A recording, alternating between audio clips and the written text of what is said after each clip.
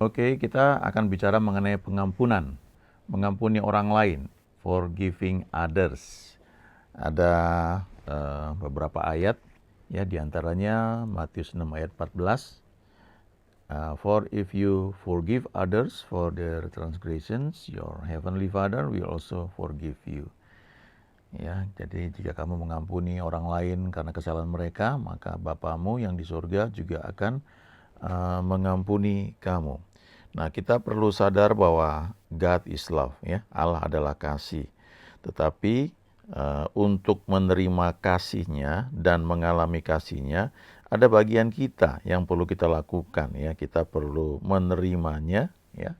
Kita perlu membuka hati kita, dan ukuran yang kita pakai untuk mengukur itu akan balik kepada kita. Jadi soal pengampunan ini penting, ya. Waktu kita terima Tuhan Yesus, kita lahir baru, dosa-dosa kita sudah diampuni, ya. Roh kita itu menjadi ciptaan baru, yang lama sudah berlalu, yang baru sudah datang. Tapi selanjutnya kita mengalami proses pembaruan jiwa, ya, sanctification, penyucian jiwa. Nah, disitulah masih banyak cara berpikir yang salah, yang perlu dibenahi. Ada sikap tidak mau mengampuni, ada kepahitan, ya, ada kekecewaan, akar pahit dan sebagainya, yang membuat kita karena keputusan itu, kehendak itu ada dalam jiwa, itu bisa mempengaruhi kehendak kita, ya. Kita tidak mau mengampuni orang lain karena ada akar pahit, ada kecewa dan sebagainya. Tetapi waktu kita tidak mau mengampuni, maka itu akan seperti saringan jiwa kita, sehingga pengampunan yang kita terima dari Bapa Surgawi itu seperti sukar untuk kita terima dan kita alami. Ya, jadi mengampuni orang lain ini sangat penting, apapun kesalahan yang telah mereka perbuat. Ya, satu ketika Petrus datang kepada Yesus dan bertanya, "Guru, berapa kali aku harus mengampuni jika seorang saudara datang kepadaku? Apakah 7 kali?" Karena 7 itu angka sempurna, kan? Ya, dia sudah berbuat salah, aku ampuni. Dia buat salah lagi, aku ampuni. Dia buat salah lagi, ya. Ini sudah 3 kali loh aku ampuni, ya. Oke lah, kalau 7 kali gimana? 7 kan angka sempurna. Biasanya orang-orang kan kalau sekali aja salah langsung tidak diampuni. Atau oke lah saya ampuni, ya, awas jangan buat sekali lagi, ya. Begitu buat sekali lagi langsung tidak mau diampuni, ya. Tapi ketika Petrus merasa 7 kali mengampuni itu sudah cukup, Yesus berkata, bukan 7 kali, tetapi 70 kali 7 kali, ya. Dan itu apa artinya? Nah, kita bayangkanlah, kita kan satu hari kan 24 jam, ya. Lalu kita tidur 8 jam katakanlah. Lalu kita punya aktivitas yang lain, ya, itu mungkin sekitar 8 jam. Lalu 8 jam tuh mungkin jam kita di kantor, kalau kita bekerja di kantor, ya, 8 jam sehari, 5 hari, 5 kali dalam seminggu, ya, total 40 jam. Jadi kalau dalam interaksi itu dengan orang lain di dunia pekerjaan, misalnya selama 8 jam itu ada orang yang berbuat salah, ya, kita ampuni. Ya, ini tentunya bicara tentang kesalahan dengan kita, ya. Ini bukan bicara kesalahan soal pekerjaan. Kalau soal pekerjaan tentu kita mengampuni orangnya, tapi ada dampaknya yang terjadi, ya, yang tentu kita nggak bisa sembarangan karena itu menyangkut tanggung jawab dalam pekerjaan. Tapi ini bicara tentang kalau kita ini sedang beraktivitas, ketemu dengan orang lain, dan orang itu melakukan kesalahan, bahkan yang sama berulang-ulang, tapi dia selalu datang minta maaf, minta ampun kepada kita. Nah, Yesus berkata kepada Petrus, harus 70 kali 7 kali. Jadi kalau dihitung itu 490 kali.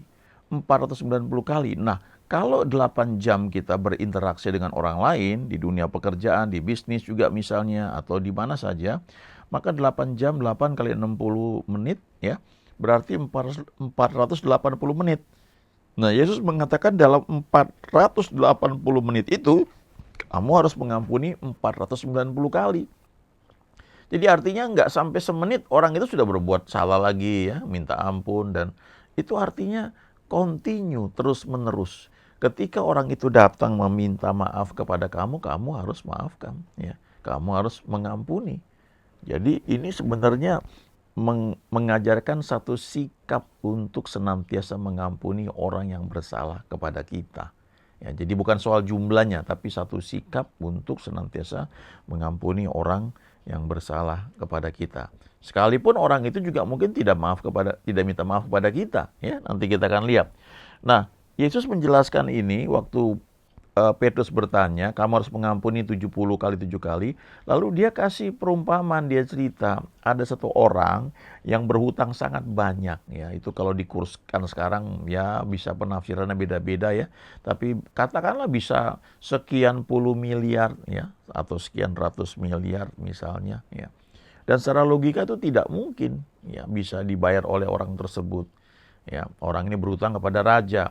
Lalu pada masa itu, cerita ini kan terjadi pada masa lalu. Ya, pada masa itu, kalau orang nggak bisa membayar hutangnya, maka istri dan anak-anaknya harus dijual. Ya, semua hartanya dijual untuk bayar hutangnya. Kalau belum cukup juga, maka orang ini harus masuk penjara. Dan sampai lunas baru dia bisa keluar dari penjara itu. Nah, kemudian ada satu orang yang berhutang sangat banyak ini ya, kepada raja tadi diceritakan. Ya, ketika dia tidak bisa membayar, dia dilemparkan ke dalam penjara. Lalu dia bersujud ya, dia minta waktu ya, tolong kasihani saya, beri saya kesempatan begitu ya. Lalu rajanya ini tergerak oleh belas kasihan, lalu dia berkata, ya sudah ya, dibebaskan, nggak perlu kamu bayar. Nah, begitu dia bebas, dia merdeka, dia keluar dari hadapan raja itu, dia berjumpa dengan satu orang yang berhutang kepada dia, ya bisa mungkin cuma $20 ya, cuma mungkin 300.000 ya, bisa macam-macam nilainya ya. Lalu dia marah sama orang itu, bayar utangmu ya, dia cekik ya. Orang itu, aduh maaf saya nggak punya uang. Oh, dia nggak peduli, akhirnya dibawa ke pengadilan sehingga orang itu masuk ke dalam penjara. Nah, kemudian teman-teman orang ini yang masuk penjara ini sedih, dia laporkan kepada raja. Lalu raja berkata kepada orang yang baru saja sebelumnya diampuni, ya hutangnya yang sekian puluh miliar itu. Dan dia berkata, di Matius 18 ini, ayat 21 sampai dengan 35 ini, ya beberapa ayat di sini ceritakan, hai hamba yang jahat, seluruh hutangmu telah kuhapuskan karena engkau memohonkannya kepadaku. Bukankah engkau pun harus mengasihani kawanmu seperti aku telah mengasihani engkau? Maka marahlah tuannya itu dan menyerahkannya kepada algojo-algojo sampai ia melunaskan seluruh hutangnya. Maka Bapakku yang di surga akan berbuat demikian juga terhadap kamu apabila kamu masing-masing tidak mengampuni saudaramu dengan segenap hatimu. Ya, jadi Tuhan berkata harus mengampuni. Nah, seperti itulah kita. Kita sebenarnya manusia berdosa, tidak layak dipulihkan hubungannya dengan Tuhan, tidak layak masuk surga.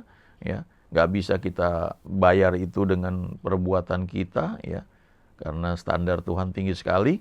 Tapi kemudian kita diampuni. Nah, karena kita sudah diampuni, maka seharusnya kalau ada orang yang bersalah kepada kita, ya kita ampuni. Ya, itu prinsip yang mau diajarkan di sini. Sebab kalau kita tidak mengampuni, maka seperti pada cerita ini, ya, dikatakan marahlah tuannya itu dan menyerahkannya kepada algojo-algojo sampai ia melunaskan seluruh hutangnya. Nah, kata algojo-algojo ini adalah kata yang digunakan juga untuk roh-roh penyiksa. Ya. Jadi kalau kita tidak mau mengampuni orang yang bersalah kepada kita, kita akan mengalami algojo-algojo atau roh-roh penyiksa itu melihat pintu yang terbuka dalam hidup kita karena kita tidak mau mengampuni, dan mereka mulai menyiksa kita. Ya, menyiksa dengan berbagai macam pikiran, timbul self-pity, mengasihani diri sendiri, ya. Terus mengatakan betapa malangnya saya, ya, dan minta dikasihani dan seterusnya dan seterusnya. Ya, itu sebenarnya kerugian yang sangat mendasar yang kita alami, ya. Harusnya kita tidak seperti itu, ya. Maka Bapakku yang di surga akan berbuat demikian juga terhadap kamu apabila kamu masing-masing tidak mengampuni saudaramu dengan segenap hatimu. Jadi kalau kita tidak mengampuni, bukannya Tuhan tidak mengasihi kita, tetapi ada saringan, ya, yang membuat kasih Bapa itu tidak bisa kita rasakan sepenuhnya atau kita alami sepenuhnya. Sebaliknya, ada pintu, ada celah yang terbuka dalam hidup kita sehingga roh-roh penyiksa itu akan menyiksa kita, ya, dengan berbagai hal, perasaan, dan akhirnya jadi penyakit.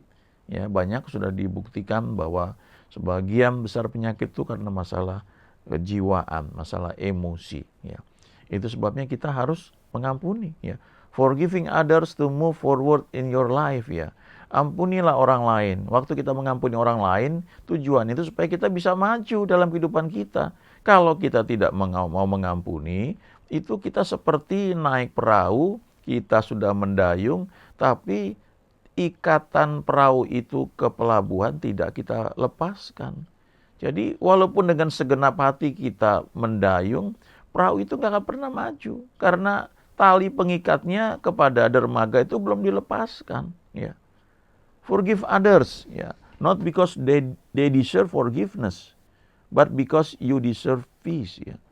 Ampunilah orang lain bukan karena mereka itu layak mendapatkan pengampunan, tetapi karena Anda, karena kamu itu layak untuk mendapatkan damai. Jadi kalau orang itu memang sudah bejat, nggak mau minta maaf sama kita, ya ampuni saja. Bukan karena ini orang pantas untuk diampuni, bukan. Karena kalau kita nggak mengampuni, kita tidak mendapatkan damai sejahtera dalam hidup kita. Yang rugi itu kita.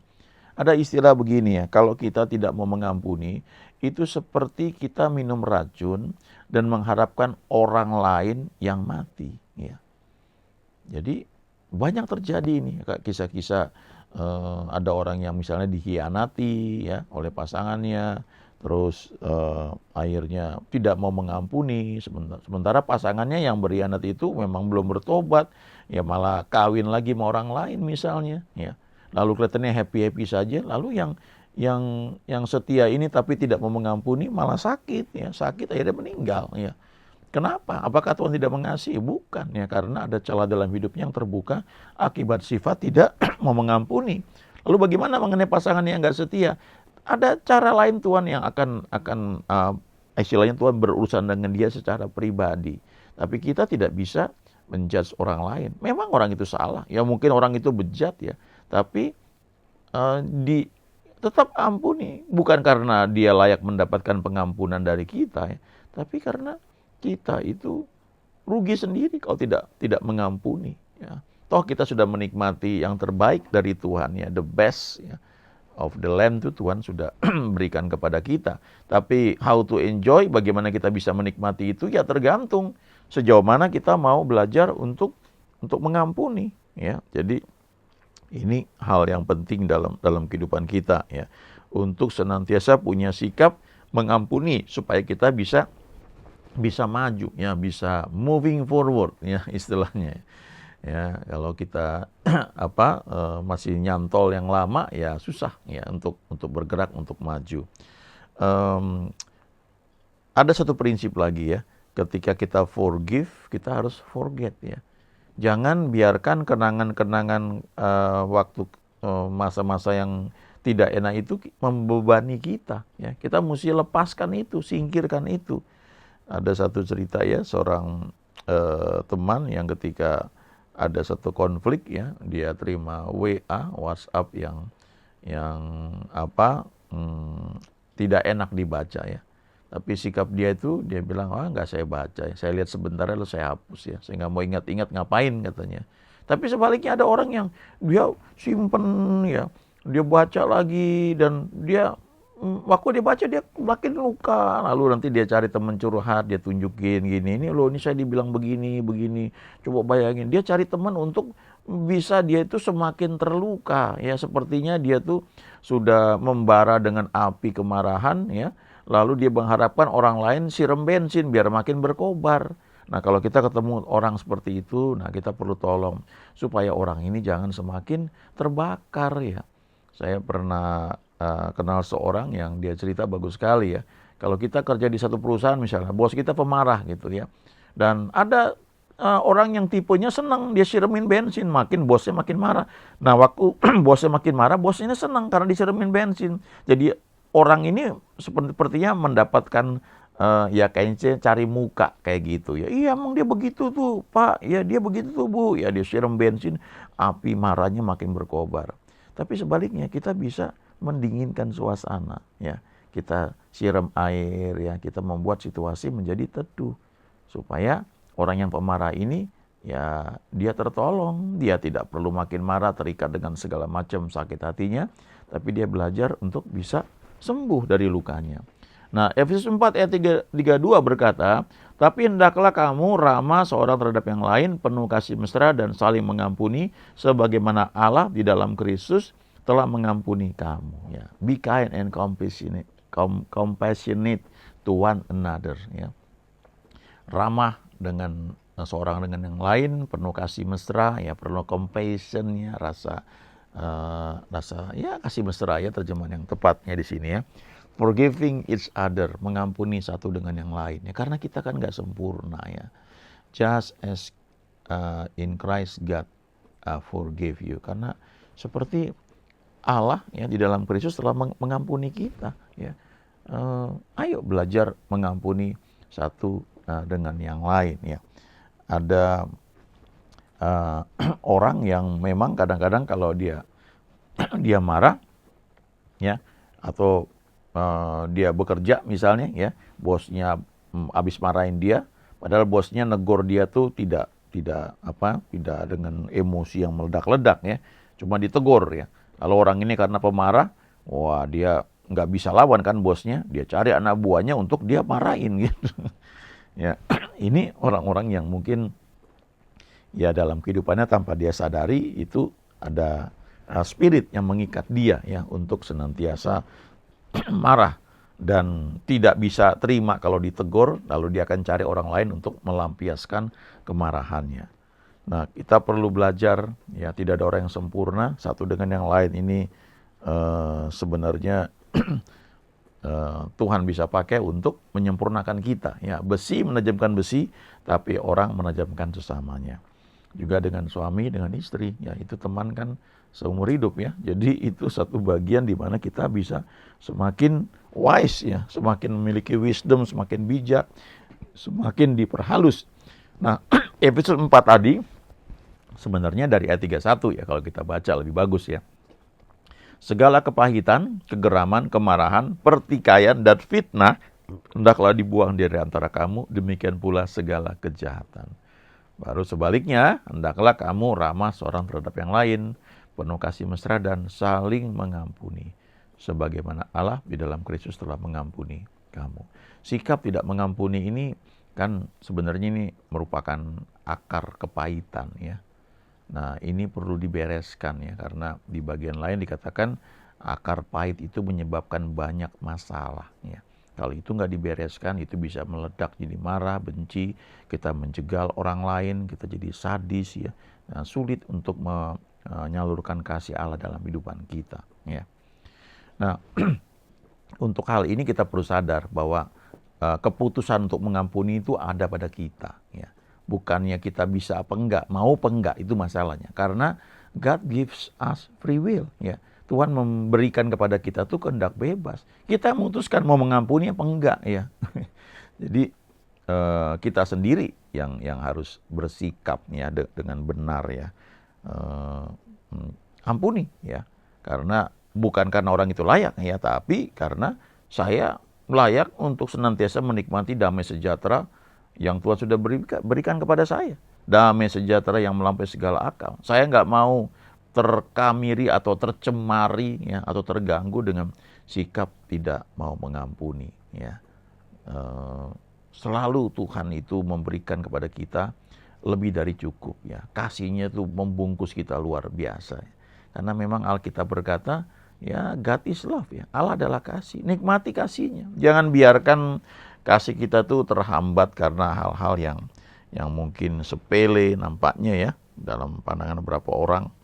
Ya, jangan karena kerikil-kerikil kecil ya, atau apa ya, jadi tersandung gitu kan, rugi besar ya. Kita mengampuni supaya kita bisa moving forward ya, bisa maju terus ke depan, tidak terhambat. Kita mengampuni bukan karena orang yang kita ampuni itu layaknya, tapi memang karena satu, kita sudah diampuni oleh Tuhan, dan yang kedua ya kita nggak mau terganggu ya dengan segala penghambat untuk menikmati damai sejahtera yang Tuhan berikan ya. Kita layak mendapatkan damai yang memang Tuhan sudah berikan karena kita kan memang menjadi anak-anaknya, ya. Haleluya. Amin.